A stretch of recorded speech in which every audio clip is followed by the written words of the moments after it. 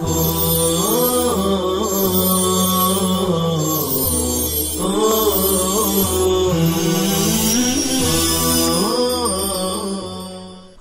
علیکم ورحمۃ اللہ وبرکاتہ۔ بسم اللہ الرحمن الرحیم۔ الحمد للہ رب العالمین والصلاة والسلام علی سید المرسلین وعلی آلہ واصحابہ اجمعین۔ عزیز طلباء، حسامی کا یہ سبق ہے، احکام وضعیہ کا ذکر چل رہا ہے۔ احکام وضعیہ کی 4 قسمیں بتائی گئی تھیں، وہ چیزیں، وہ امور، وہ احکام جن سے احکام شرعیہ کی وضع کا تعلق ہے۔ سبب، علامت، علت، علامت، شرط، یہ 4 چیزیں احکام وضعیہ میں ہیں: سبب، علت، شرط اور علامت۔ احکام وضعیہ کی 4 قسموں کی تفصیل آنی ہے۔ ابھی تک سبب کی تفصیل الحمدللہ آ چکی ہے۔ کل سبب کی بحث پوری ہوئی، سبب کے لغوی معنی بتایا، خلاصے کے طور پر بتا دیتا ہوں تاکہ آپ کے ذہن نشی ہو جائے۔ خلاصے کو بھی یاد رکھیے۔ ما یتوصل به الی الشیء، جس کے ذریعے کسی چیز تک پہنچا جائے۔ ما یکون طریقا الی الحکم، سبب کے معنی راستہ بھی بتایا تھا۔ ثم اتبع سببا، اصطلاحی تعریف کتاب کے اندر موجود ہے۔ جو حکم تک پہنچنے کا راستہ ہو اس کی طرف وجود حکم اور وجوب حکم کی نسبت نہ کی جائے۔ من غیر ان یضاف الیہ وجوب ولا وجود۔ پھر سبب کی کل 4 قسمیں بتائی گئی تھی: سبب حقیقی، سبب مجازی، سبب فیہ معنی العلہ، سبب لہو شبہ العلہ۔ یہ بات بھی آئی کہ شبہ العلہ کو بعض حضرات نے سبب مجازی میں شامل کیا ہے۔ مصنف کا بھی نظریہ یہی معلوم ہوتا ہے، اس لیے 3 ہی قسموں کی مثال مصنف نے ماقبل میں ذکر کی۔ سبب حقیقی کی مثال کی کہ کسی شخص نے چور کو کسی کے مال کی رہنمائی کر دی کہ دیکھو فلاں شخص کے پاس مال ہے، تو یہ رہنمائی کرنے والا صاحب سبب ہے۔ سارق جو چور ہے وہ تو اپنے اختیار سے چوری کرے گا، زمان کی نسبت، حد کی نسبت سارق کی طرف ہوگی، دال رہنمائی کرنے والے کی طرف نہیں ہوگی۔ سبب فی معنی العلہ کی بھی مثال دی ہے: قود الدابہ، سوق الدابہ، جانور کو ہانکنا، کھینچنا، اور پھر ہانکنے کھینچنے کی وجہ سے اگر نقصان ہو جائے جانور کے روندنے کی وجہ سے، اصل صاحب علت تو جانور ہے، جانور، لیکن اس کا فعل اس کے اختیار سے نہیں ہے، اس کی طرف زمان کی نسبت نہیں ہوگی، بلکہ سائق اور قائد جو صاحب سبب ہیں، یہ سبب ہی کو علت کا درجہ دے دیا گیا۔ ایک آخری قسم آئی تھی سبب مجازی، بتایا تھا یمین کفارے کا سبب ہے مجازن، چونکہ کوئی قسم اگر کھاتا ہے تو پوری کرنے کے لیے کھاتا ہے، کفارہ واجب کرنے کے لیے نہیں کھاتا، لیکن پھر بھی فقہا کہہ دیتے یمین کفارے کا سبب ہے۔ یہ کہنا حقیقتاً نہیں بلکہ مجازن ہے۔ سبب کی 3 قسمیں آ چکی، وہ بحث پوری ہوئی۔ آج علت پڑھتے ہیں، احکام وضعیہ کی دوسری قسم۔ آپ کے سامنے عنوان موجود ہے: تعریف العلتی، علت کی تعریف۔ علت کی تعریف آئے گی، علت کا حکم آئے گا۔ علت کے لغوی معنی بدل دینے کے، وہ عارض جو کسی محل کے وصف کو بدل دے، اسی لیے بیماری کو علت بولا جاتا ہے، چونکہ بیماری بھی آدمی کی حالت کو بدل دیتی ہے، قوی ہوتا ہے، طاقتور ہوتا ہے، لیکن بیماری کی وجہ سے اس کی صحت، قوت بدل جاتی ہے، ضعیف ہو جاتا ہے، کمزور ہو جاتا ہے، بیمار کو علیل بولا جاتا ہے۔ علت کے معنی مؤثر کے بھی آتے ہیں، مؤثر ہے، اثر انداز ہونے کے ہیں، چونکہ ہر علت حکم میں مؤثر ہوا کرتی ہے، چاہے وہ حلت کے اعتبار سے ہو، حرمت کے اعتبار سے ہو، فرض، وجوب، جواز، عدم جواز کے اعتبار سے ہو، لیکن بہرحال علت کی ایک تاثیر ہوتی ہے حکم میں۔ 2 معنی لغوی بتایا، ایک وہ عارض جو محل کے وصف کو بدل دے وہ علت ہے، اسی سے علیل بیمار اور علت بیماری کے لیے۔ دوسرا معنی بتائے جو مؤثر ہو کسی چیز کے اندر، قولاً ہو فعلاً ہو، کسی بھی اعتبار سے اثر انداز ہو، یہ دونوں لغوی معنی ہے۔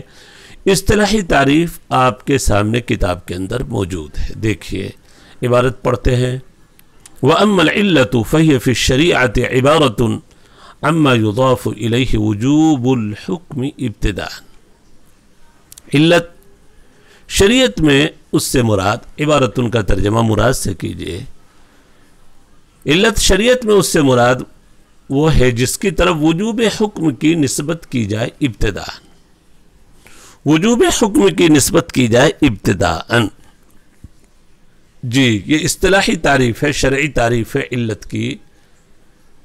وَأَمَّا الْعِلَّةُ فَهِيَ فِي الشَّرِيعَةِ، علت شریعت میں اس سے مراد وہ ہے، وہ امر ہے جس کی طرف وجوب حکم کی نسبت کی جائے ابتداءً۔ دیکھیں تعریف کے اندر دو قید خاص طور پر دیکھنا، وجوب الحکم اور ابتداء، یہ دونوں قید احترازی ہے۔ وجوب الحکم کی قید لگا کر شرط اور علامت کو خارج کر دیا۔ علامت اس لیے خارج کہ اس کی طرف بالکل حکم کی نسبت ہی نہیں ہوتی، محض کی نشانی ہے، اور شرط کو اس لیے خارج کر دیا کہ شرط کی طرف وجود حکم کی نسبت ہوتی ہے، وجوب کی نہیں ہوتی، دونوں خارج ہو گئے۔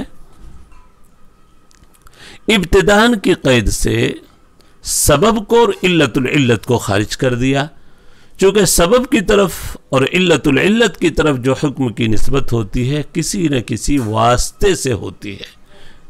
سبب میں علت واسطہ ہوتا ہے، علت العلت میں بیچ میں ایک علت ہوتی ہے۔ تو ابتداءً کی قید سے سبب اور علت العلت کو خارج کیا، اور وجوب حکم کی جس کی طرف نسبت ہو اس قید سے شرط کو اور علامت کو خارج کر دیا۔ یہ دونوں قید احترازی ہے۔ علت کی پھر سے تعریف دے کہ علت سے مراد شریعت میں وہ ہے جس کی طرف وجوب حکم کی نسبت کی جائے، یضاف کا ترجمہ نسبت سے کیا ہے، وجوب حکم کی نسبت کی جائے ابتداءً، یضاف افعال سے اضاف یضیف نسبت کرنا، اصل معنی مائل ہونے کے ہیں۔ ضیف مہمان بھی مجرد سے آتا ہے، مہمان بھی مائل ہوتا ہے میزبان کی طرف، رغبت رکھتا ہے اس لیے وہ آتا ہے۔ ضیف عما یضاف الیہ وجوب الحکم ابتداء وذالک، اب مثال دے رہے علت کی، جیسے البیع مثل البیع للملک، بیع علت ہے ملکیت کے واسطے۔ آدمی جب کسی سامان کو خریدتا ہے، خرید لیتا ہے، بیع کی وجہ سے مشتری کی ملکیت ثابت ہو جاتی ہے، تو اس ملکیت میں علت جو ہے بیع خرید و فروخت ہے۔ دوسری مثال نکاح علت کے واسطے، عورت کو اللہ تبارک و تعالی نے نکاح کے بعد حلال کر دیا ہے، تو حلت کی علت نکاح ہے۔ بعض موقع پر مل کے یمین بھی ہے، جیسے باندی والے مسئلے میں، وہ الگ مسئلہ ہے۔ یہاں پر جو مثال چل رہی اس کو دیکھیے، نکاح یہ علت ہے حل کے واسطے، حلال ہونے کے واسطے۔ ایک تیسری مثال قصاص واجب ہوتا ہے، اللہ نے قرآن میں قصاص کو ذکر کیا، وَلَكُمْ فِي الْقِصَاصِ حَيَاتٌ، تمہارے قصاص میں زندگی ہے، معاشرے کی زندگی، افراد کی زندگی۔ کتنے لوگ قتل ناحق سے بچ جائیں گے اگر قصاص کو نافذ کر دیا جائے۔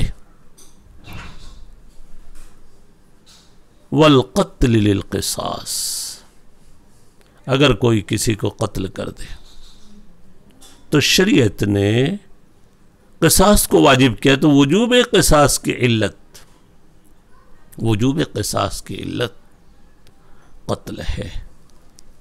اب غور کیجئے، تین مثالیں آئی، بیع علت ہے ملکیت کے واسطے، نکاح علت ہے حل کے واسطے کہ شریعت نے بغیر نکاح کے عورت کو حلال نہیں کیا ہے، بغیر خرید و فروخت کے سامان کے ملکیت کو حلال نہیں کیا، کوئی کسی بھی ناجائز طور پر کسی کے سامان پر قبضہ کر لے، شریعت نے کہا حرام ہے یہ۔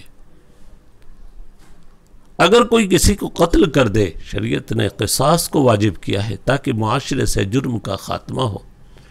آج جو ملک میں دنیا میں اس قدر جرائم نظر آ رہے ہیں، اس کی وجہ یہ ہے کہ شرعی احکام خط اٹھا لیے گئے۔ ہم شرعی احکام کو نافذ نہیں کر رہے ہیں، شرعی سزاؤں کو نافذ نہیں کر رہے ہیں۔ شرعی سزائیں جاری ہو جائیں تو آج اس طریقے سے زنا کے کیس نہ آوے۔ آج دیکھیں پورے ملک میں سال بھر کے اندر تقریباً 30,000 زنا کے کیس آئے۔ شرعی حدود میں امن ہے، عافیت ہے۔ اسلام کے جو احکام ہیں، زانی کو 100 کوڑے لگاؤ، رجم کر دو، سنسار کر دو۔ کوئی کسی کو قتل کرے تو عمر قید کی سزا نہیں، ڈائریکٹ اس کی سزا یہ ہے کہ اس کے بدلے میں اس کو قتل کیا جائے۔ آئندہ کسی کو قتل ناحق کی جرت نہیں ہوگی۔ والقتل للقصاص۔ یہاں تک الحمدللہ اس صفحے کی عبارت مکمل ہوئی۔ اگلے سبق کا انتظار کریں۔ اللہ تبارک و تعالی ہم سب کے لیے سمجھنا آسان فرمائے۔ وصلی اللہ علی النبی الکریم وعلی آلہ واصحابہ اجمعین۔ السلام علیکم ورحمۃ اللہ وبرکاتہ۔